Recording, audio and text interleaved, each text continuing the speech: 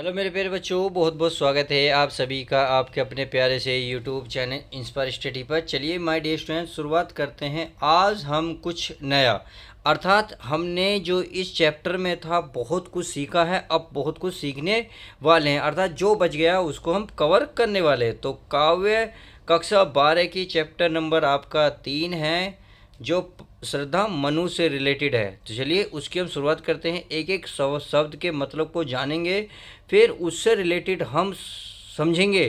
फिर कहीं मैं आपको नोट्स दिखाऊंगा, ताकि अगर आप नोट्स में अच्छे से कवर करना चाहें तो वो भी कर सकते हैं।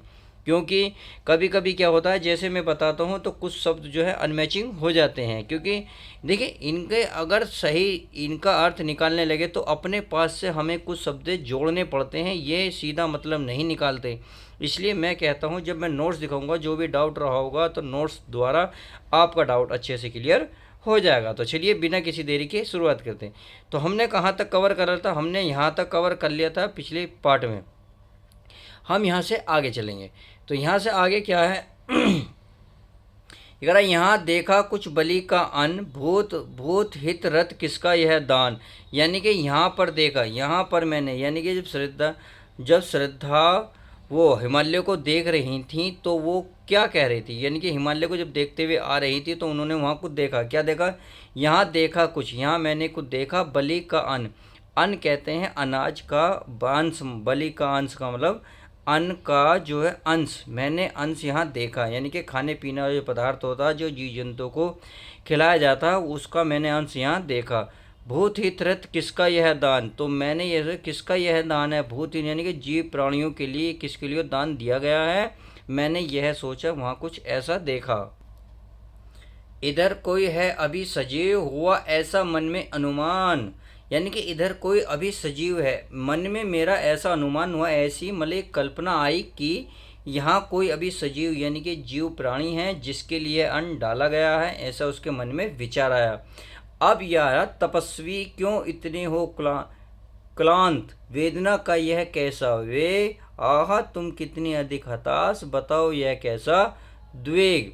तो देखिए, हताश से रिलेटेड, देखिए मेरे प्यारे बच्चों, मैं अभी बता देता हूँ। हताश यो तपस्वी से रिलेटेड आपके सामने 2-3 बार पेपर में क्वेश्चन आ चुका है कि तपस्वी किसके लिए आया है, तपस्वी किसके लिए शब्द प्रयोग हुआ है। तो अभी बता रहा हूँ, जो तपस्वी जो शब्द प्रयोग हुआ है, ये हुआ है मनु के लिए। किसके लिए? मनु के लिए। तो जो है श्रद्धा मनु से कह रही है क्यों इतने हो क्लांत। देखिए, क्लांत माने होता है दुखी, यानी कि तुम इतने दुखी क्यों हो, तुम्हारे मन में इतना परेशानी, ये चिंता की लकीरें क्यों हैं, तुम इतने दिल से परेशान क्यों हो, क्यों तुम इतना दुख हो, क्या किस बात का दुख है। वेदना का यह कैसा वेग। देखिए, वेदना भी एक प्रकार की होता है, दुखी होता है। दुख का यह कैसा वेग, वेग माने चाल, यानी कि जो तुम्हारे हृदय में वेद है या दुख है, उसकी कैसी चाल है, क्यों इतने दिमाग तुम्हारे दुख चल रहा है तुम्हारी ज़िंदगी में। इसका पूरे का अर्थ मतलब ये निकलेगा। देखिए, जो भी डाउट रहेगा जब मैं आपको क्लियर बताऊंगा, कि जब नोट्स दिखाऊंगा तब आपको सबको डाउट क्लियर हो जाएगा। अभी फिलहाल शब्दों के अर्थ को जानते चले जाओ। आह तुम कितने अधिक हताश, बताओ यह कैसा द्वेग। आह यानी कि आह तुम कितने अधिक हताश, हताश मानते होता निराश, तुम इतने निराश क्यों हो, क्यों तुम इतने परेशान हो, क्या तुम्हारी ज़िंदगी में ऐसा घट गया है जो तुम निराश हताश परेशान हो, बताओ यह कैसा द्वेग। उद्वेग, उद्वेग माने होता है चिंताएं, और तुम्हारे मन में जो चिंताएं हैं, जो माथे पर लगी रहे हैं चिंताओं की, यह कैसी हैं। तो ये जो है मनुष्य, श्रद्धा मनु से ये प्रश्न कर रही हैं। आई होप इतनी बात समझ गए होंगे। तो चलिए पहले अब हम इनको व्याख्या सहित देख लेते हैं नोट्स में, फिर आगे बढ़ते हैं। तो चलिए मैं बताता हूँ यहाँ कैसा कुछ अर्थ, आपको डेड डैश लगा देना है कैसा उद्वेग। तो सही है, आई होप इतनी बात समझ गए होंगे। अब देखिए संदर्भ, संदर्भ आप चाहो तो मैं दिखा सकता हूँ, नहीं तो पूर्ववर्ती रहेगा, जैसे कि मैंने पार्ट नंबर 1, 2, 3 में बता दिया है। तो चलिए संदर्भ पहले देख लेते हैं। संदर्भ है प्रस्तुत पद्यांश, हमारी पाठ्य पुस्तक हिंदी के काव्य खंड में संकलित एवं जयशंकर प्रसाद द्वारा रचित श्रद्धा मनु नामक पाठ से लिया गया है। अब समझ में आ गया। अब चलिए व्याख्या को देख लेते हैं। व्याख्या में है, आप देखेंगे, हिमालय का दर्शन करने के दौरान श्रद्धा ने जमीन पर पड़े भोजन के कुछ अंश को पड़ा देखा, जिससे वह सोचती है कि यहाँ पर अभी कोई न कोई जरूर जिंदा है। अन्यथा इस वीरान क्षेत्र में दान का अन्न कहाँ से आता। श्रद्धा कहती है कि यही सोचकर मैं चल पड़ी और आपको देखा। आपको मैंने किसकी बात करी है, मनु को, यानी कि उन्होंने मनु को देखा। अब आगे क्या कहते हैं, आगे देख लेते हैं। श्रद्धा मनु से कहती है कि हे तपस्वी, किसके लिए लगा है, मनु के लिए। मैंने पहले ही बता दिया है तपस्वी जो है मनु के लिए लगा हुआ है। आप इतने दुखी क्यों हो, तुम्हारे मन में इतनी तीव्र पीड़ा क्यों है, तुम्हारे निराश होने के पीछे का क्या कारण है, यह कैसी चिंता है जो तुम्हारे मन मस्तिष्क में लगातार विराजमान है। आई होप इतनी बात समझ गए होंगे। अब काव्य के सौंदर्य भी देख लेते हैं। तो चलिए उसको देख लेते हैं। काव्य के सौंदर्य में देखते हैं। भाषा खड़ी बोली, शैली प्रबंधात्मक गुण है प्रसाद, अलंकार अनुप्रास, शब्द शक्ति की बात करें तो अभिधा। आई होप इतनी बात समझ गए होंगे। तो चलिए अब आगे की व्याख्या को देखते हैं। चलिए अब आगे बढ़ते हैं। तो आगे देखते हैं, हमारा यहाँ तक कवर हो गया। अब आगे दुख की पिछली रंजनी बीच, देखिए यहाँ बीत लिखा था, हाँ ना था बीच। विकसिता का सुख का नवल फिर बात, एक पर्दा यह जीना नील छिपाए है जिसमें सुख गात। तो अब इसको ध्यान से पढ़ेंगे। देखिए दुख की पिछली रंजन बीत, यानी कि दुख की जो पिछली रंजनी माने, देखिए रजनी होता रात और बीच माने बीच, यानी कि मध्य रात्रि की पिछली रात जो थी, यानी कि मध्य रात्रि की। देखिए पूरे का मतलब यहाँ तक निकलेगा। देखिए विकसिता का सुख का नवल प्रभात, विकसिता, देखिए विकसिता क्या होती है, विकसित, सुख का नवल होता पर नया, प्रभात माने सवेरा, यानी कि ये विकसित का जो नया सवेरा है, नया हल्का सा सवेरा है, वो दुख की पिछली रंजनी के बीच का सुख है। कहने का मतलब प्यारे बच्चों, आप यहाँ ये कह सकते हैं कि दुख की रात के ही मध्य सुख का नया सवेरा उदित होता है। आई होप इतनी बात समझ गए होंगे। तो चलिए अब आगे देखते हैं। एक पर्दा यह जीना नील छिपाए है जिसमें सुखगात, यानी कि एक पर्दा यह जीना माने हल्का, नीला माने होता है प्यारे बच्चों रात्रि की, लगता है एक प्रकार से, यानी कि जीना। देखिए जीना मैंने बताया हल्का सा, यह जो पर्दा है एक हल्का सा है, छिपाए है जिसमें सुख का गात, जिसमें छिपा है, यानी कि जिसमें छिपा हुआ है सुख गात मतलब सुख रूपी शरीर तुम्हारा छुपा हुआ है, तो आप पहचानो, इसमें दुख मत हो, इसमें जो आधी रात है मध्य रात्रि है। कहने का मतलब देखिए यहाँ क्या निकलेगा, अगर आप अर्थ सही जानेंगे, ये जिस प्रकार से मध्य रात्रि होने के बाद नया सवेरा होने की उम्मीद रहती है, उसी प्रकार से तुम भी दुख से परे हो जाओ, तुम भी इस दुख से निकलकर सुख की प्राप्ति करने वाले हो। अब आगे देखते हैं। जिसे तुम समझे हो अभिशाप जगत की ज्वालाओं का मूल, अब जिसे तुमने, यानी कि देखिए फिर समझाते हुए मनु कहती हैं जिसे तुम समझ रहे हो अभिशाप, यानी कि जिसे तुम जो है अभिशाप समझ रहे हो, जगत की ज्वालाओं का मूल, और जगत माने संसार की ज्वालाओं का मूल माने जड़, और संसार की समस्याओं का जड़ समझ रहे हो, है क्या वो, असली तो ये है। देखिए यहाँ बता रही हैं, इसका वह रहस्य वरदान कभी मत इसको जाओ भूल।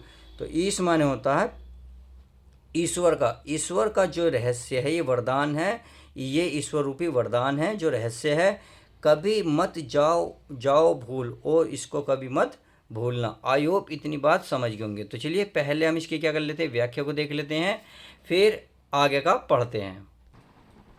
तो आपको शुरू के दुख की पिछली 2-3 शब्द लिखने हैं, फिर आपको 2-3 लास्ट के शब्द लिखने हैं, बीच में क्या करना है, डैश कर देना है।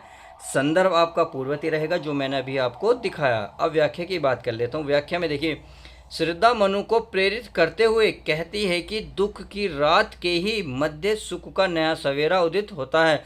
जिस प्रकार प्रभात का प्रकाश अंधकार के महीन पर्दे में छिपा रहता है, उसी प्रकार सुख भी दुख के महीन आवरण में छिपा रहता है। कहने का तात्पर्य है कि इस दुख का यह अभाव, यानी कि प्रभाव अधिक देर तक नहीं टिकता, और नई आशाओं, यानी कि आशाओं को संजोए हुए सुख का आगमन होकर रहता है।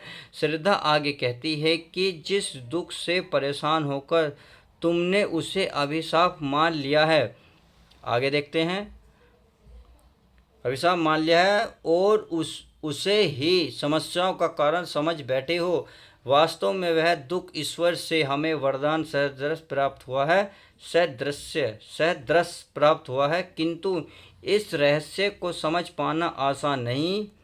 बावजूद इसके तुम्हें इस बात को याद रखना चाहिए कि दुख रूपी, आगे क्या, दुख रूपी वरदान ही मानव को सुख प्राप्त करने के लिए सदा प्रेरित करता रहता है। आई होप इतनी बात समझ गई होंगी। तो चलिए अब नेक्स्ट व्याख्या को देख लेते हैं। अगर वीडियो प्यारे बच्चों समझ में आ रही हो तो प्लीज़ लाइक कर दो, शेयर कर दो, और चैनल पर नहीं हो तो चैनल को सब्सक्राइब कर लो। सब्सक्राइब का मतलब होता है जैसे मैं कोई वीडियो डालूंगा तो आपको वीडियो तुरंत मिल जाएगी। चलिए तो अब नेक्स्ट व्याख्या को देख लेते हैं।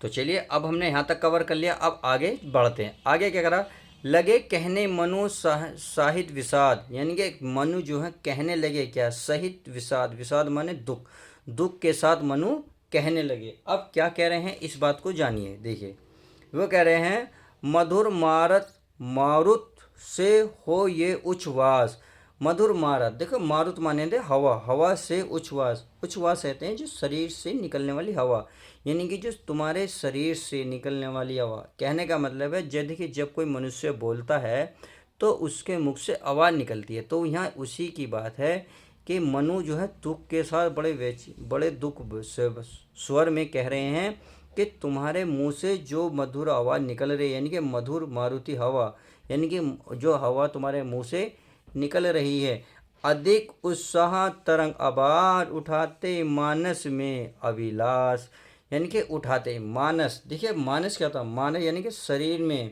अभिलाष प्रेम पूर्वक, शरीर में प्रेम पूर्वक उठते हैं अधिक उल्लास के साथ क्या, आबाद तरंग, आबाद माने बिना बांधा रहित तरंगे, यानी कि मेरे शरीर में प्रेम पूर्वक उठते हैं अधिक उल्लास की तरंगे उठती हैं जिन पे कोई बांधा नहीं है, यानी कि अनंत गिनत यानी कि बिना गिनती के इतनी तरंगे उठ रही हैं जिसमें मैं गिन नहीं सकता तुम्हारी इतनी मधुर आवाज़ सुन के।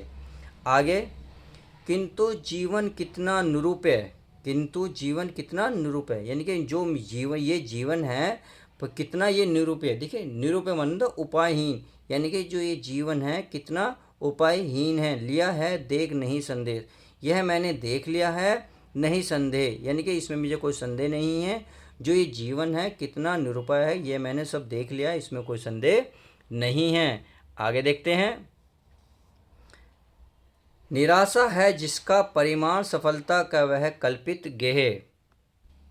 देखिए निराशा होती है माने निराशा जिससे निराश हो जाती है, जिसका परिमाण यानी कि जिसका परिणाम जो है निराशा है, सफलता का वह कल्पित मोह, कल्पित होता है प्यारे बच्चे कल्पना, और गेह माने होता है घर, यानी कि आप ये कहते सफलता की कल्पनाओं का घर है। आई होप इतनी बात समझ गए होंगे कि कहा जा सकता है कि हमारा जो जीवन है सफलता की कल्पना का घर है। तो चलिए अब इतना बता दिया है, यदि वीडियो पसंद आ रही है तो लाइक करना ना भूले। अब इतना बता दिया है तो चलिए इसके व्याख्या भी अच्छे से देख लेते हैं। तो देखिए आपको क्या करना है, शुरू के 2-3 शब्द लिखने हैं, लास्ट में 2-3 शब्द क्या करना है, बीच में डैश कर देना है, यानी कि जो मैंने पढ़ा है उसी के 2-3 शब्द लिए हैं, लास्ट के 2-3 शब्द। संदर्भ आपका पूर्ववर्ती रहेगा। व्याख्या देख लेते हैं। श्रद्धा की बातों को सुनकर मनु कहते हैं, यानी कि दुख के साथ कहते हैं कि शीतल मंद पवन की तरह सुखद प्रतीत होने वाले तुम्हारे ये उच्छ्वास निश्चय ही आनंद प्रदान करने वाले और मन को सौंदर्य की अनुभूति से परिपूर्ण कर देने वाले हैं। इनके परिणाम स्वरूप मन में निरंतर ही उत्साह की तरंगे हिलोरे ले रही है, किंतु आगे देखते हैं।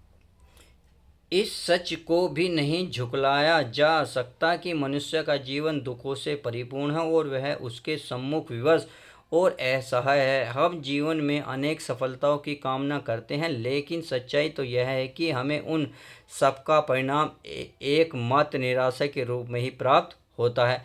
आगे देखते हैं। इस छोटे से जीवन में हम अपनी विभिन्न इच्छाओं की पूर्ति कभी नहीं कर पाते और एक दिन हमें इस संसार को छोड़कर जाना पड़ता है।